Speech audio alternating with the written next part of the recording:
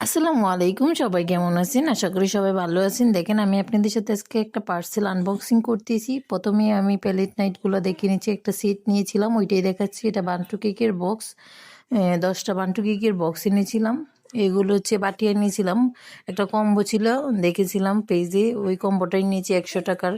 এই যে দেখেন, একটা বড় বাটা ছিল, দুইটা ছোটো বাটা। এগুলো জার কেক হয় যে, স্মল জার কেকের 10টা বাটি। এগুলো জার বড়, বড় জারগুলা, চামিচ এগুলা।